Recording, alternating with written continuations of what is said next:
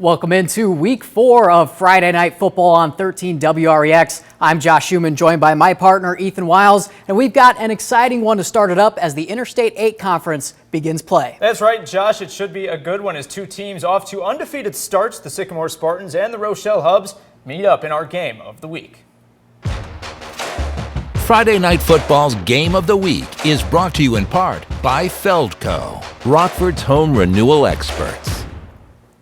Packed house for this big matchup at Rochelle, and the Hubs delivered on their first drive of the game. Brent Gensler hitting the hole and taking contact straight to the end zone. A big man run for a big-time player, 7-0. You know who's also a big-time player? Iowa commit Burke Goucher unleashing the cannon at quarterback. That bomb is caught by Aiden Wizard. A massive strike to respond. 2-point is good. Spartans up 1. Sycamore forces a 3-and-out. Ball back with them. Goucher to pass. Is he going to do it again? I think so. Aiden Wizard beats his man. Ball is on the money, and the Spartans extend their lead with another bomb. Critical to not let this game get out of hand for Rochelle. Under a minute to go in the first half, Hubs quarterback Carson Lewis fits it into a tight window to Jack Tilton. Very solid grab there, 15-12 at the half. Hubs student section re-energized, and I think that's George Washington. I'm not too sure, though. Over to the third, halfway through, Spartans on the 1-yard line. They use Burke Goucher on the sneak. Hard to stop him from gaining ground, 22-13 Spartans. Field goal made it 25-13. Rochelle in the red zone to begin the fourth.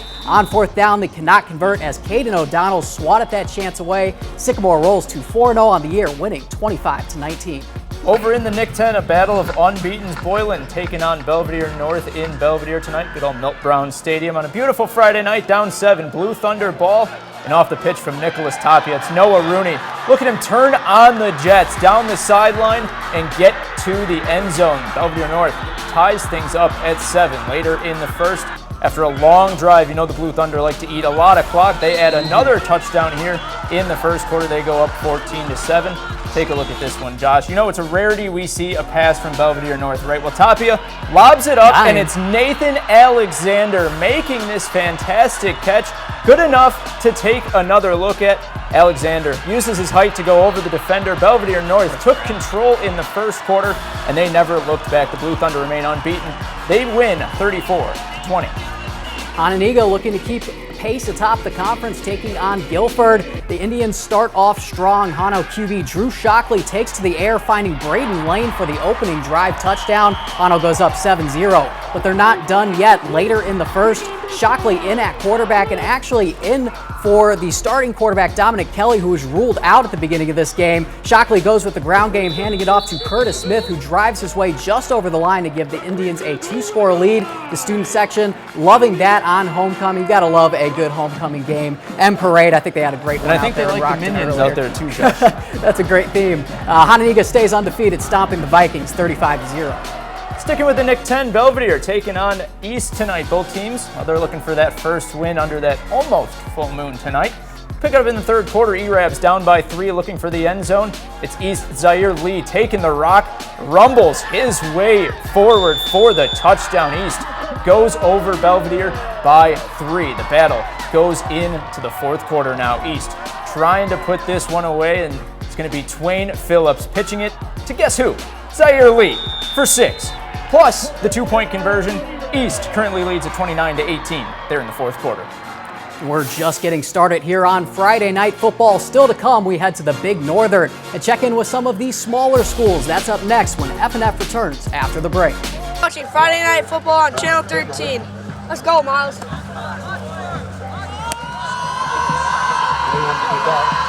Thank you. Throwing dots on the Byron sideline, and the Byron Tigers, well, they've looked dominant through the first 3 weeks of the season, Josh. You know, while North Boone is on pace to be a potential playoff team this season. That's right, and it was a good one at North Boone. The Vikings hosting the Tigers out in Poplar Grove tonight. Second play of the game for the Tigers, and as usual, I get faked out by their ever so confusing offense, but it's Braden Knoll taking it, nearly fumbles it, but recovers and takes it to the house. The Tigers go up 7-0 early. Second play of the next drive for the Tigers. This time, Andrew Talbert. This man can make some moves. Look at him.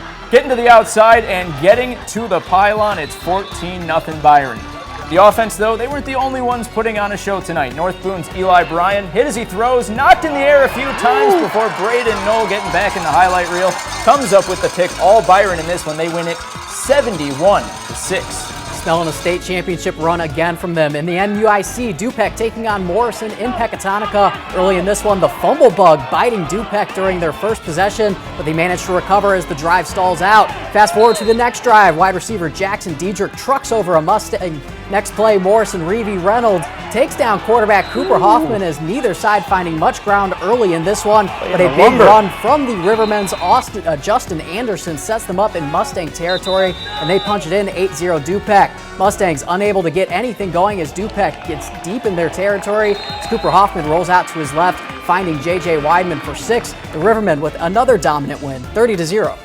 Going over to some 8-man football now. The Sobos taking on Hiawatha early in this one. The Hawks. Aiden Cooper going deep for an early score, but it's picked off by Jacob Wilhite for the early turnover. Wilhite also making an impact on the offensive side of the ball as the Hawks continue to drive down the field. Daniel Winterland, wide receiver here, off an out route. They're going to get into Hawks territory. The Oregon moving the ball here well, or rather Sobos moving the ball here well. Hiawatha with the ball now, but take a look at this bruising hit from True Dane Peterson. That'll leave a mark. Next Hawks possession, Aiden Cooper looking to go deep once again, all the way into the end zone this time. Hits the jackpot with a bomb for a touchdown, but that's all Hiawatha would get in this one. South Beloit takes the win, 30-6.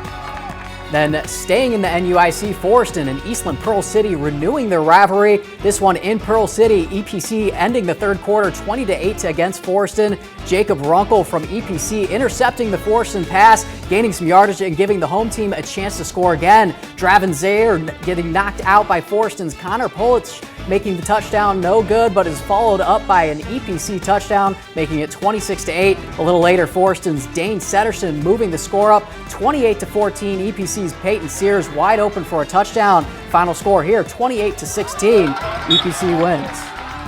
Some good games all around the area tonight, but we still have more to show you. Coming up, another key showdown in the Big Northern Conference. That's all when F&F returns after the break. You're watching Friday Night Football on Channel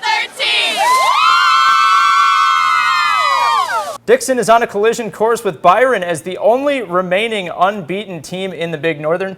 They'd have to get through a hungry Genoa Kingston team who's coming off a shutout loss to Oregon last week, Josh. Genoa always a tough place to play, but the Dukes looking to keep that perfect record intact. Dixon quarterback Colin Shaner fakes the handoff and finds Doolin Long wide open for the touchdown. The Cogs trying to get something going next drive. Patrick Young gets the handoff, but the Dixon defense holds him down, keeping Genoa Kingston out of the end zone. Shaner back on offense. He's going to take the snap here, looking deep, rolling out, still looking deep, and he's actually sacked. The Cogs defense gets him for a big loss. The Cogs looking to score. Nathan Kleba connects with Hayden Hodgson, but is swallowed up later in the drive. Kleba tries to connect with Owen Zachard, but overthrows it. A late hit extends the drive, though. Kleba looking for the end zone, but is picked off by Dixon Chenier. Dukes win 40-7. Watch that pick there. Nice win there. And it's homecoming in Sterling as Newman takes on Newman kept Orion under lock in the first quarter. It's be Jacob Payne sacking the quarterback here. Evan Bushman is going to zone in on Matthew Blackert, securing a Newman touchdown coming up here. The beautiful jerseys there on that field, Josh. Bushman going to hand it off to a powerhouse Briar Ivy coming up here. And it's going to be a good night for Newman. They end up winning this one 54-14. We've seen a lot of good football this week, but only one can be our play of the week. We go back out to Byron and North Boone. This interception here, take it away, Ethan. Yeah, Braden Knoll, he was all over the place tonight making that pick and, of course, getting that touchdown early on, too. And Byron, like you mentioned, it's looking like they're going to roll onto another state title here early in the year, Josh. I mean, when you drop 70 points in a game against a pretty decent conference opponent, it's looking pretty scary, and they just finished a historic season. They're going to add on another one. It's looking like it. Always putting up those yards and putting up the points as well. And you got a good game tomorrow, too, right? Yeah, Northern Illinois against Buffalo. Tune in for that. Thanks for joining us.